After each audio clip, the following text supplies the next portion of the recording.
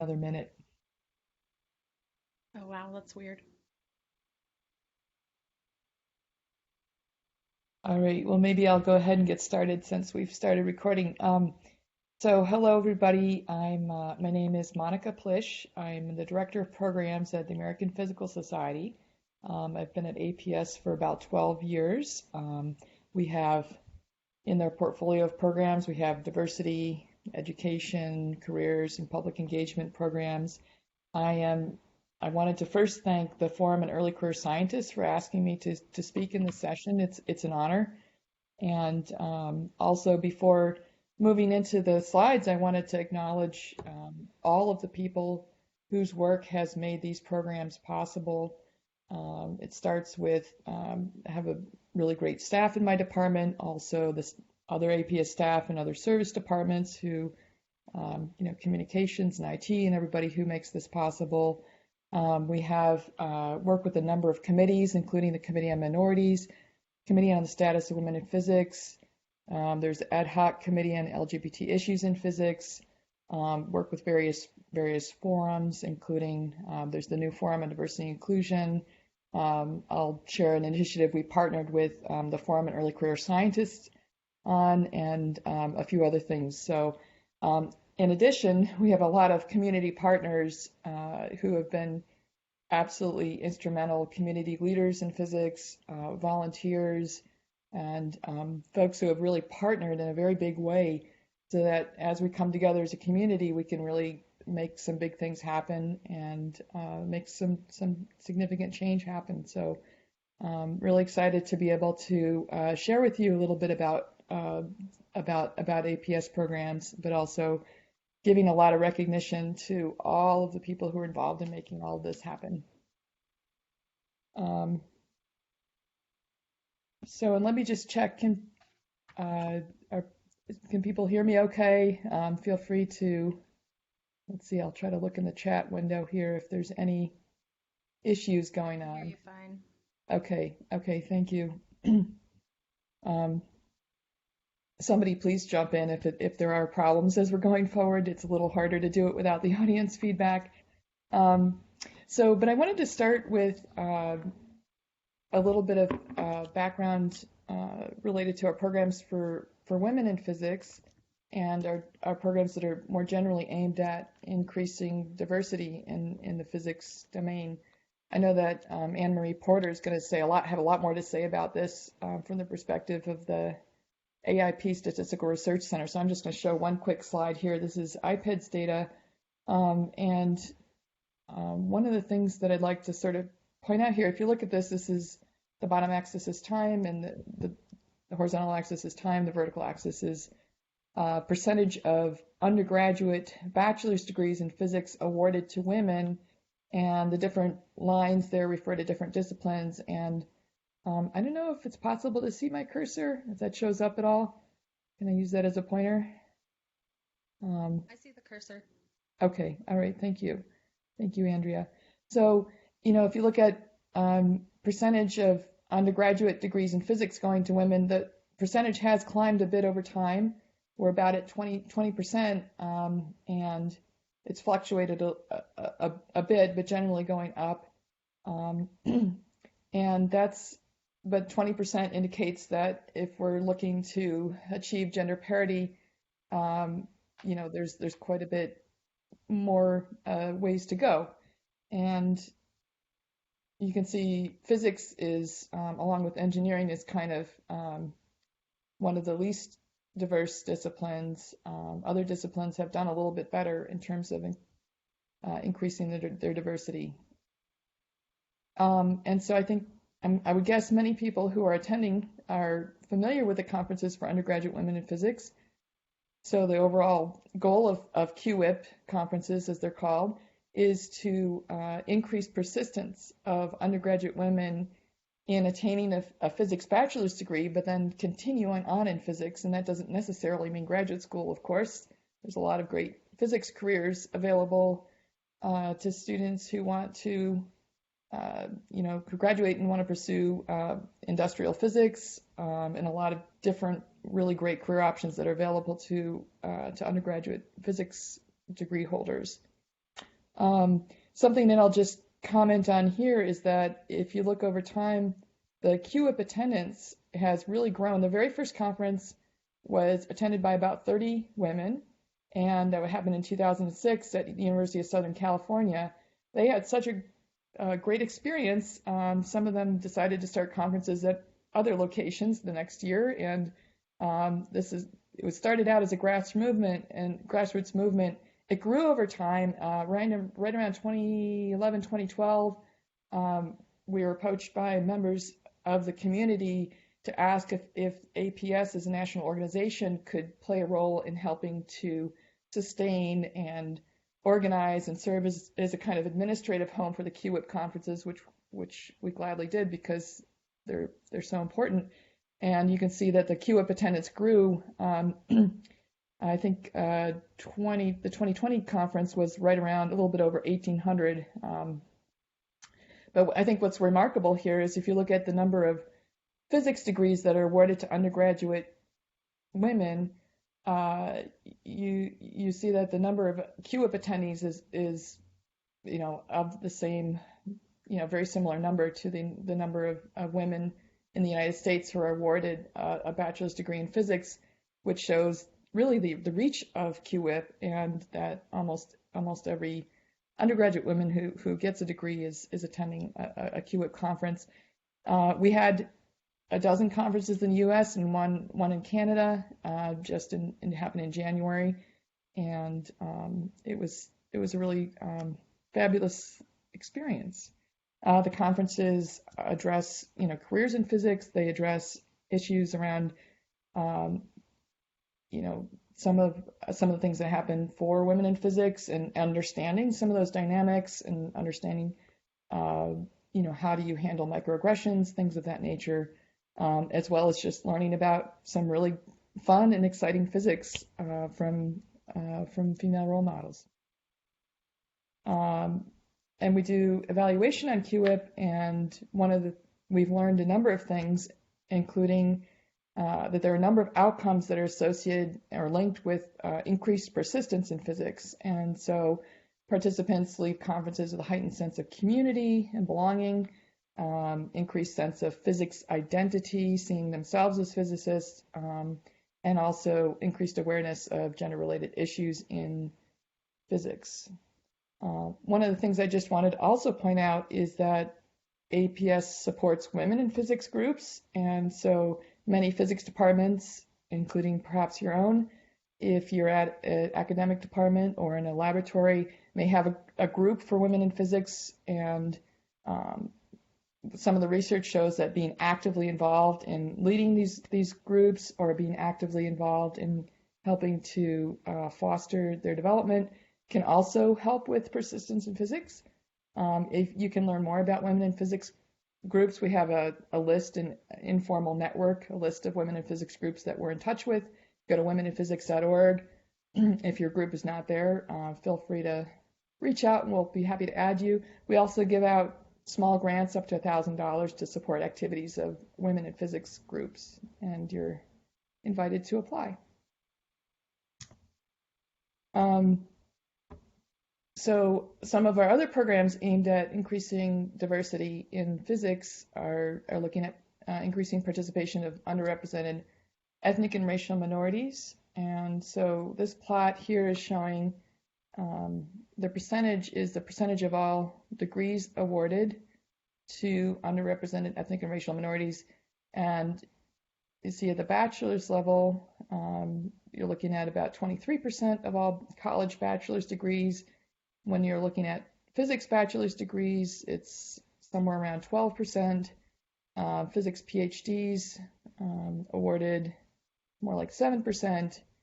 And so at each level of education, there is a decrease in participation. And so there are a number of programs that APS has that are intended to improve access to physics degree programs and support success for all students.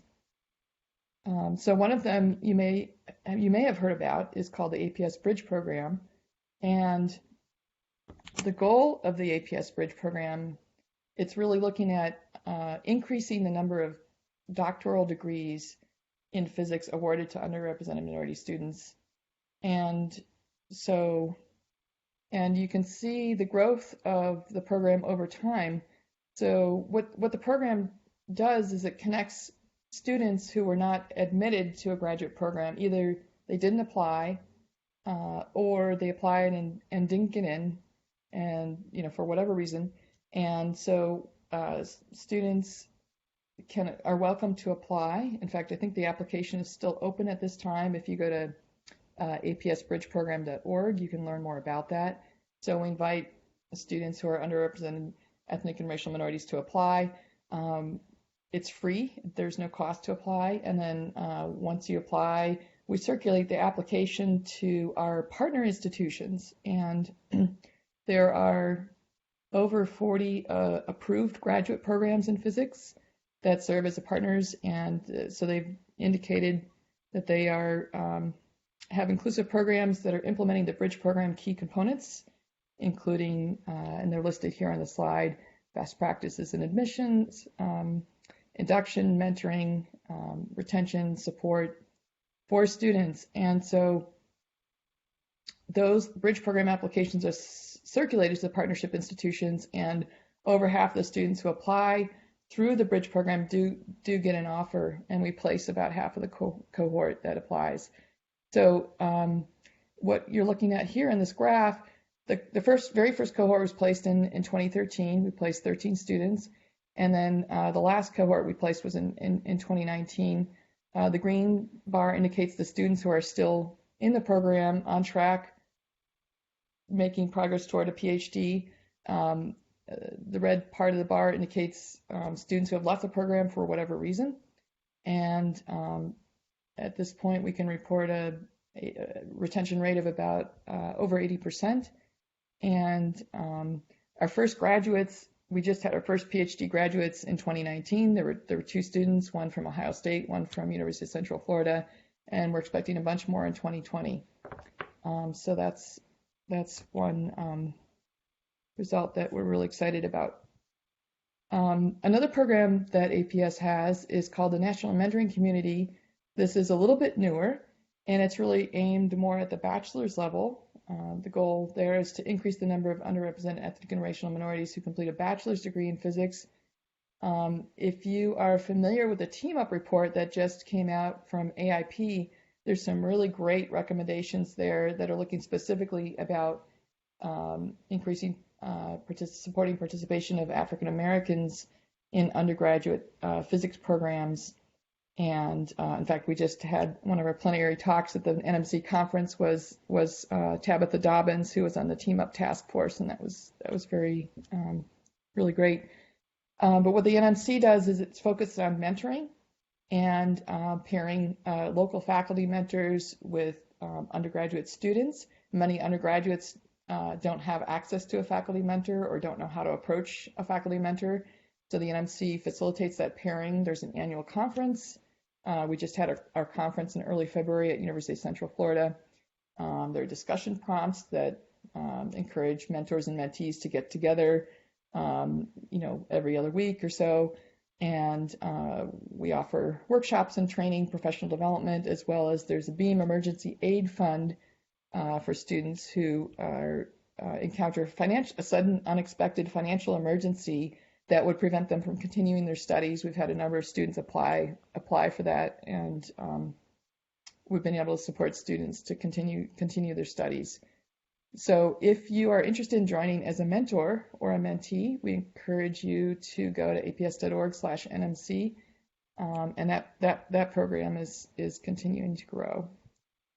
I'm keeping my eye on the time here, so I'll just kind of briefly show you a mentor-mentee profile. There's a really nice article at APS News kind of profiling University of Cincinnati, a mentor, Rohana Wardhana, and then the mentee, Madeline Lambruggen. So there's some quotes here are from Madeline, where she shared about her experience and what was the impact of the mentoring relationship. And Madeline went on to complete her bachelor's degree and did some really nice research as an undergraduate, and is now actually in the PhD program at Harvard. And I just saw them at the National Mentoring Community Conference last month, and that was really nice. Also wanted to give a shout out to Maria Dahlberg, who's going to be saying a lot more about the science of effective mentoring and the huge impact that mentoring can have. And I'll just say that we are connected with Chris Fund and others who were involved in the National Academy's report on mentoring that just came out. I just wanted to say it's a really fabulous report, and we have been learning so much from reading that, and it's helping us to inform the program and how we're going forward. So those were just a QWIP and the Bridge Program and the NMC are a few of our programs that are aimed at, especially at increasing diversity and inclusion. We have some other programs as well that are aimed a little bit more on the inclusion end. Some of you may be familiar with the Climate Site Visit Program, and this is a program that was started many years ago by the APS Committee on Minorities and the Committee on the Status of Women in Physics. And the way the program works is a physics department chair or a lab chair director can reach out to CSWP or COM and invite a climate site visit team to come. It's 1 to 2 day site visit. There are conversations that happen separately with groups at different levels of power, and also groups are typically separated according to gender. And then there are conversations that happen. There's findings that are written up in a report. It's anonymized and confidential so that no one comment can be attributable to any one individual. And then there are some recommendations that the site visit team makes. And over the years, we've had dozens and dozens of climate site visits. We've heard from a lot of departments and labs that it's been really, really useful. Of course, how useful it is depends ultimately on what the department or the lab decides to do with it in terms of following through on recommendations. We've now revised the procedure so there's a 1-year follow-up there. But if you want to learn more or ask for a climate site visit program in your department, I encourage you to email women@aps.org. And then there's also a collection of recommendations that have come out of many of the site visit programs that kind of summarize some recommendations for you at womeninphysics.org if you want to learn more. Also, I'm just going to really briefly touch on the LGBT Climate and Physics report. I'll just say it was really, personally, really great to be involved as a staff liaison to support the work of this ad hoc committee. I know that Savannah Garman, who is one of the invited speakers for this session, was going to say quite a bit more about this. I'll just introduce it to say that this is a grassroots effort. It started as the self-organized group, the LGBT plus physicists, approached Kate Kirby, the CEO of APS, and was looking for some way to have some representation within APS, and asking APS to put some attention on the issue of climate for LGBT physicists. And what Kate did is she used some of her funds to support an ad hoc task force. And part of this work was to do a survey. So we had Ramon Bartholomew, who is a education researcher on the committee, on the task force, and we did a snowball sampling survey. We were able to reach over 300 LGBT physicists, about half of them APS members. I really encourage you to take a look at the report. It's freely available on aps.org, and you can see the link down here. And so there's a number of findings about the experiences of LGBT physicists, as well as a number of recommendations for APS to become a more inclusive society. Some of those recommendations are still in progress, but the report did get a lot of attention when it came out, and so to speak. And I'm just really pleased to report that one of the recommendations, which was to launch a new member forum, the Forum on Diversity and Inclusion, was just realized last November when the APS Council voted to approve the bylaws for the Forum on Diversity and Inclusion.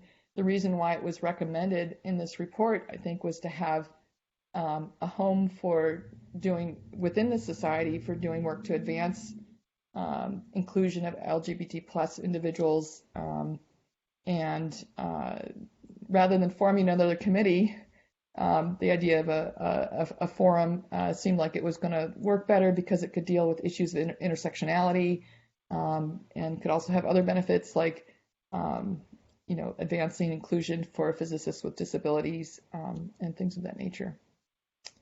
So I will let Savannah's talk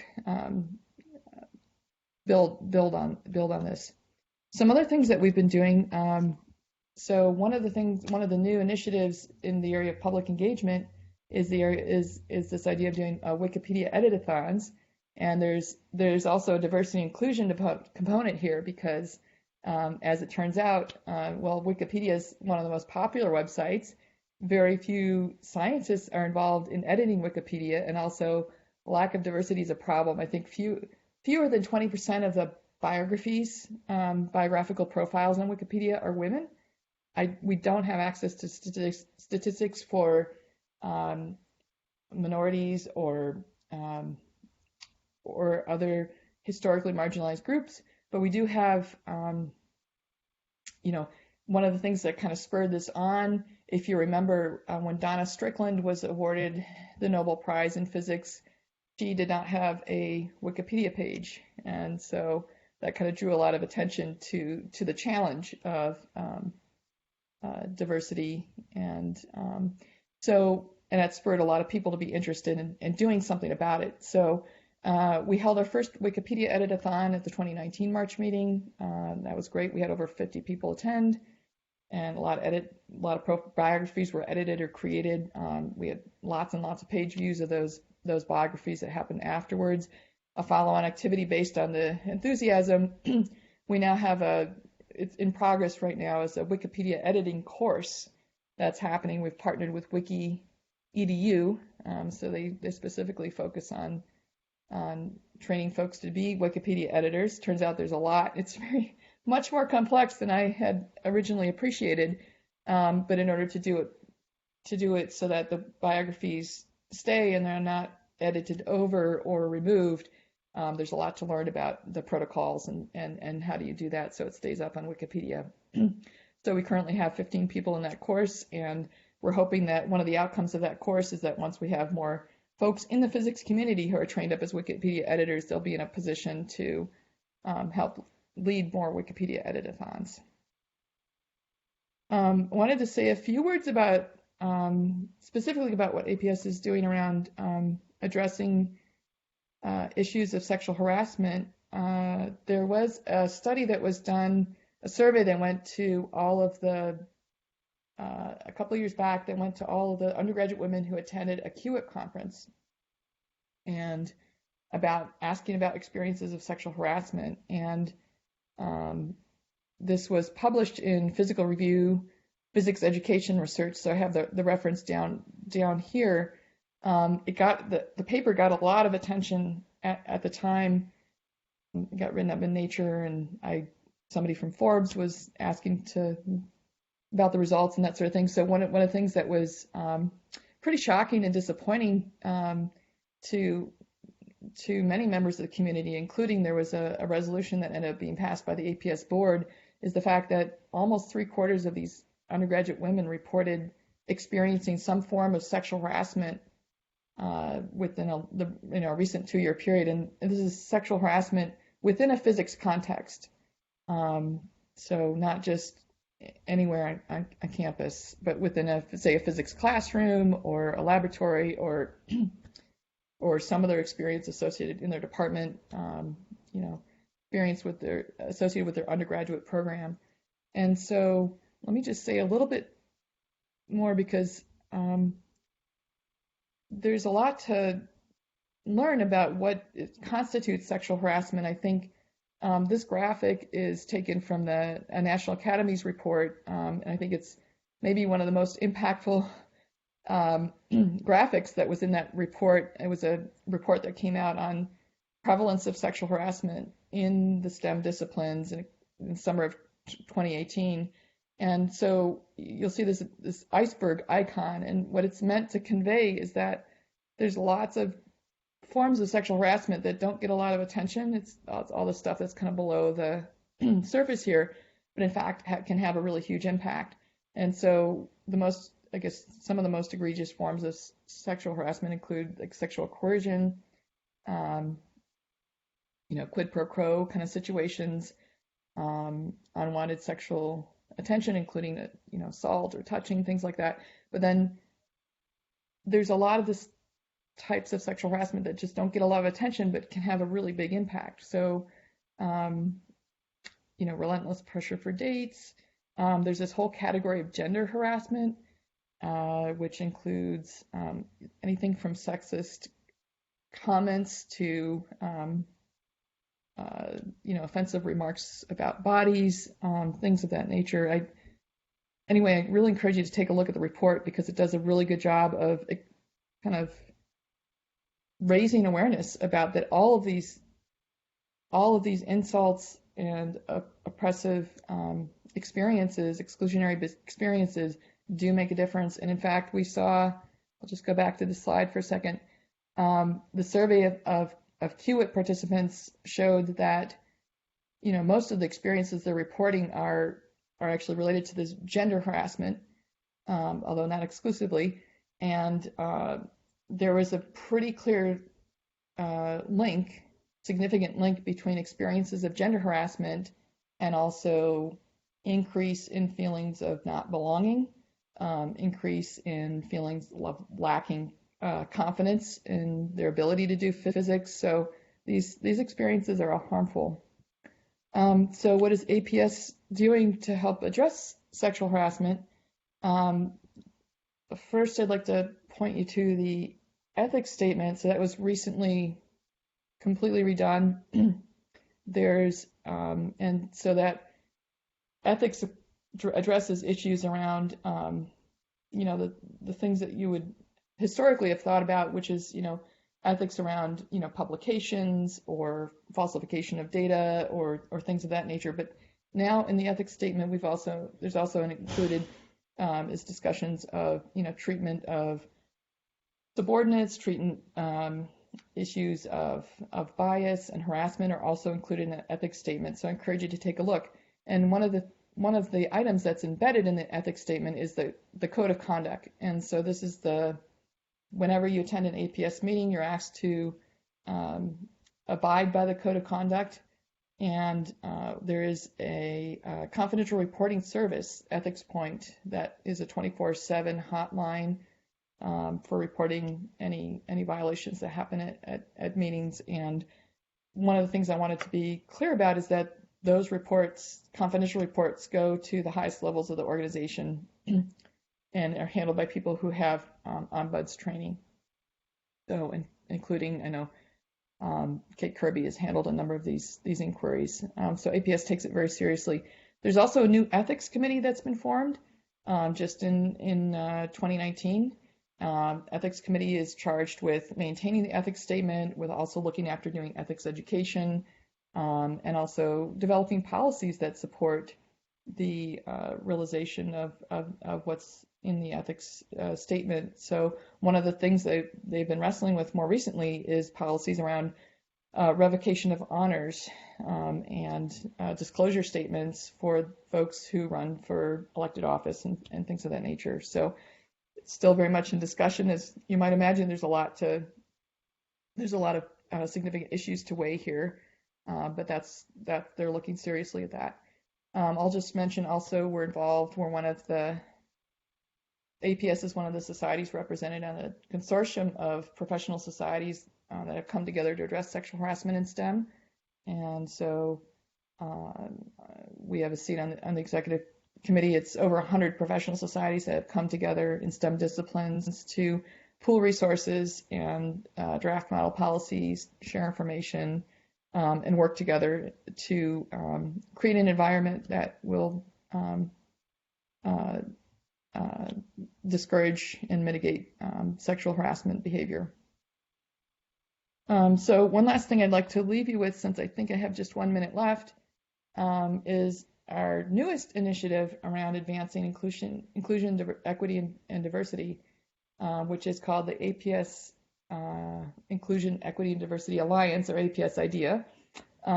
This is an initiative that I want to credit the Forum and Early Career Scientists for helping to get off the ground. It was some initial conversations I had with Jason Gardner and Maria Longobardi that were actually pivotal in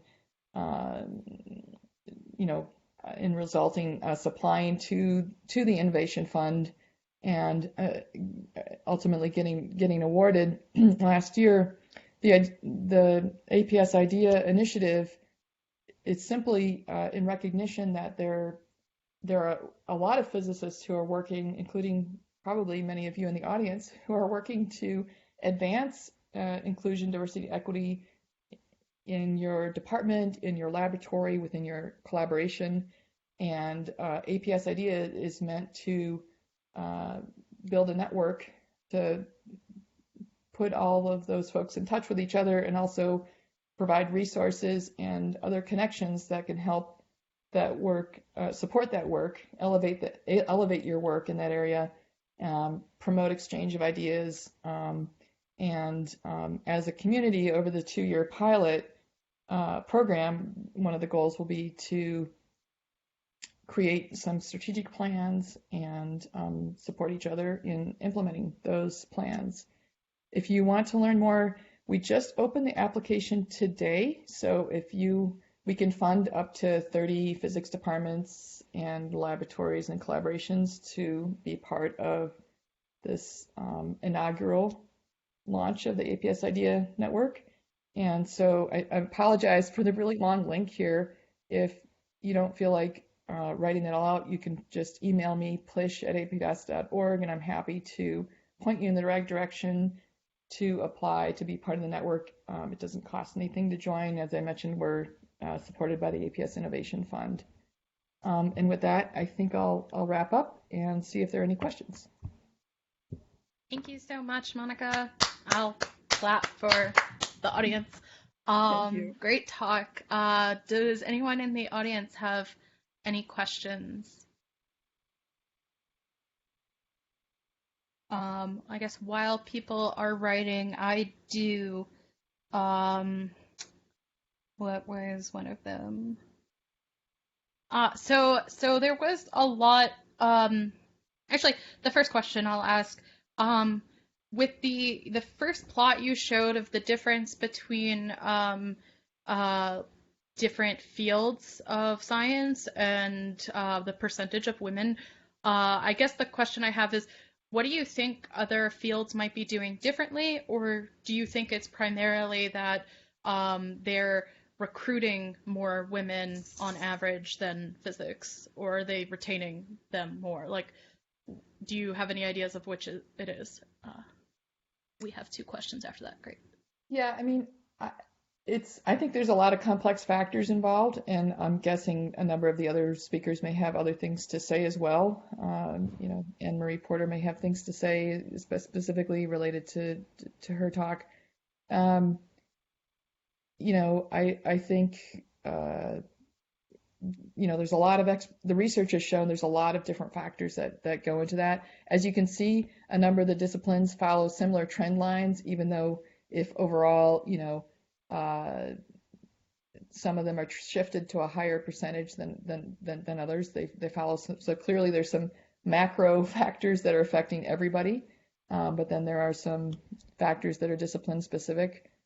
I think cultural norms certainly play into it.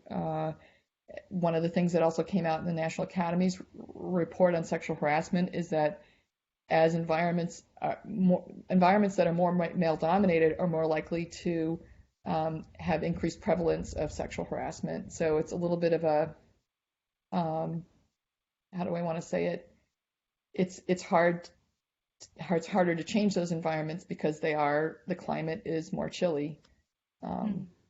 So there's some historical disadvantage there too. And I would imagine there are many folks in the audience who may be also aware of research or findings that inform this. But it's I think from my understanding, there's a lot of complex things going on, and I think with the conferences for undergraduate women in physics and all of the things that APS is doing, and also all the things that many of you are doing, are meant to address one or more of these factors. Thanks. We have 2 more questions. Alessandra Zimmerman asks, has APS considered partnering with AAAS's SEA change program to help make the ideas more widespread? Yeah, so the Sea Change Initiative, actually, APS is pretty strongly involved in that. I think physics is one of the leading disciplines involved, and so there's a coalition of physics societies, including APS, AIP, AAPT, NSBP, NSHP, and some of the other AIP member societies that are involved. There's a lot of work to be done. I think there's a lot of coalition building work. And so, yes, I think APS is very centrally involved in that initiative. Okay. Maria also says that there's a new report from NASM on the topic that you were answering the question for me earlier. So there's a link in the chat if anybody wants to look at that. Perfect. Yeah. Ree from Los Alamos says, there doesn't seem to be a link to join the mailing list for APS Idea. Yes. I think you said to just email you was the best option. Yeah, we just noticed that on the webpage. I apologize for that. If you can email me, let me again put up my email address, plisch@aps.org. There's a silent C. I will make sure that you get on the mailing list for APS Idea. And then also, if you want to apply to join the Alliance, I encourage you, I can also put you in touch with how to do that. We just opened applications, and we'll accept applicants on a rolling basis until we hit 30 for the initial Alliance. Thank you so much, Maria. I think we're kind of right on time to switch. Wow, Monica. Wow, thank you so much, Monica. We're right on time to switch to Maria's talk now, I believe. Thank you, Andrea. Yes. So I'm going to stop the recording.